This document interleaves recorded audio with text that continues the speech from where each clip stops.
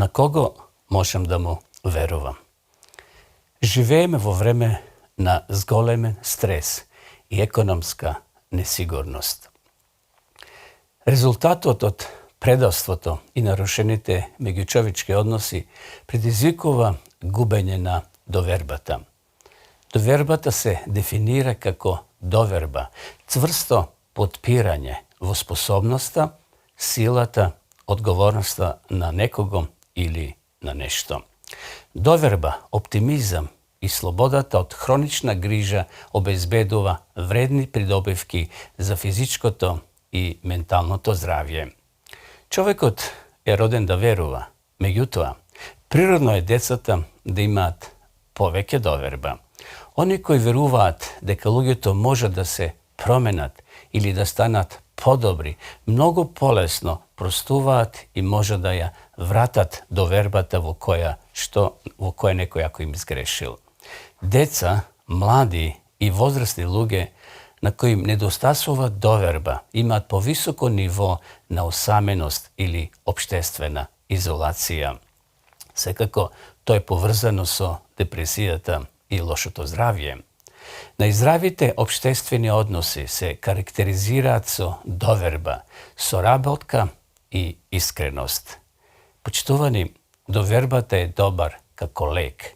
Ставовите на доверба го стимулираат окситоцинот. Тој е хормон поврзан со лактација, општествена поврзаност и сочувство. Ставовите на доверба, сочувство, надеж и оптимизам се директно поврзани со подобрен имунолошки систем, подобра, например, кај жените бременост, управување со болка и подобрен исход на рак.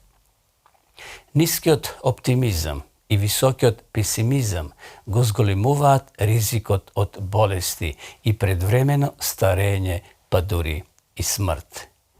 Хроничната недоверба е поврзана со значително намалена имунолошка функција и со потиснување на помошната, така наречена Т-клеточна активност. Зголемената самодоверба е поврзана со подобрување на целокупното здравје и позитивните општествени врски или заедници. Заедниците на доверба за давателите на здравствени услуги ги подобруваат медицинските резултати. Така наречените тимски ставови на доверба, например на работното место, се поврзани со помалку болести, отсуство од работа и несреќа и секако подобрени перформанси. Каде е овде верата и довербата, почитувани гледачи? Довербата е вградена во битието на малите деца и од витално значење за општествената и здравствената стабилност. Ова особина доаѓа секако од Бога. Неговиот карактер ни го покажува како да се прости и да се врати довербата меѓу луѓето. Зашто Господ поминува порано и му извика: Бог е милосреден, милостив, бавен на гнев и изобилен во милост и вистина, која чува милоста за илјадници, простува беззаконија и неправди и гревови, кој не ги оправдува виновните и ги посетува гревовите на татковците, на синовите и на внуците до третото и четвртото колено. Можеме целосно да се потпреме на Бога, почитувани. Работата на таа карпа е совршена, бидејќи постојат сите начини неговата правда. Бог е верен без неправда, тој е праведен и вистинит. Во Бога е отелотворена секоја особина која инспирира доверба, вклучувајќи ја и правдата, бидејќи тој е Бог. Можеме целосно да му веруваме. Повикани сме да му веруваме на Бога, затоа што тој не сака целосно такви какви што сме. Можеме да имаме љубов кон него, затоа што тој прв покажа љубов кон нас, вели Светото писмо. Целата љубов доаѓа од Бога. Љубовта е Божји дар, koji se izliva vrz nas kako reka, тоа не прави способни да го сакаме Него. Секако да се сакаме и себе си, но и другите. Ова заедница тогаш не ослободува да имаме чиста од Бога дадена љубов кон себе. Само кога имаме чиста љубов и кон другите и кон себе, можеме вистински да сакаме, да ги сакаме нашите ближни. Овој неверојатен проток на љубовта негова живот и исцелување. Довербата служи како лек, која ќе ја прифатиме Божјата безусловна љубов кон нас и целосно веруваме во неговата моќ која го менува нашиот живот, ние добиваме нова енергија, подобро да се грижиме за себе, за да го одразуваме неговиот карактер на светот на кој му е секако потребен Бог. Љубовта ќе не потикне да донесуваме здрави одлуки, да се одмориме во неговиот мир, да се обкружиме со исцелителна средина која го промовира здравието, да бидеме активни и ментално, а секако и физички, да му веруваме целосно, да им служиме на другите, да имаме позитивен поглед на светот, обоен со милоста на љубовта Божја и да бидеме исполнити со сила, енергија и здравје. Почитувани, тогаш ние ќе бидеме мотивирани да се грижиме за себе, за да можеме да исполниме неговата мисија на служба.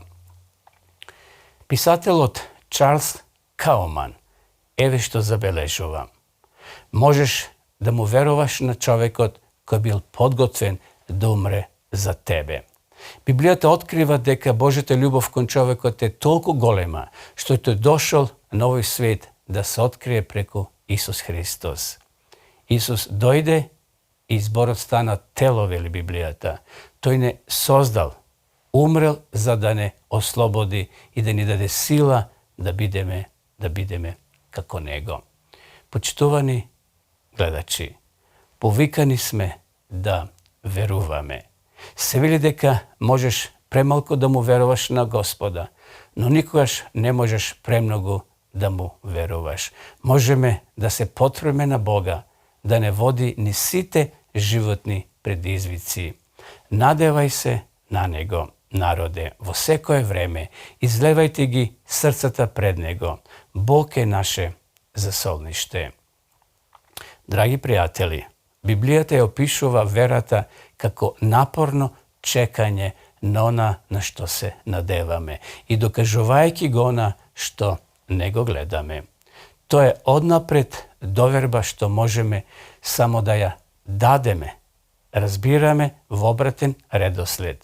Верата е духовно сидро што ја зајакнува личноста да ги едноставно преброди сите животни бури. Верата подразбира да гледаме на секоја животна ситуација низ Божите очи. Тој ќе ги задоволи сите ваши потреби според неговото богатство во Исуса Христа.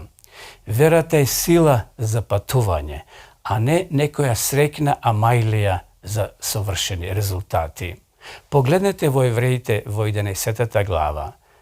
Верата станува посилна кога се кали преку пречки и неволи.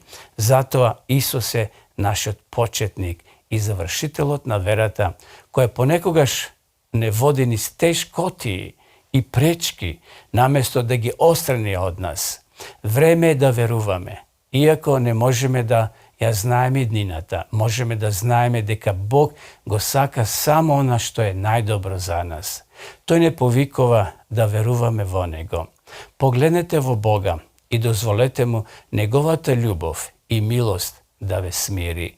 Погледнете во неговото слово, Библијата, Свето писмо, да добиете нови упатства. Верувајте во Христа, твојот откупител, за да те спаси.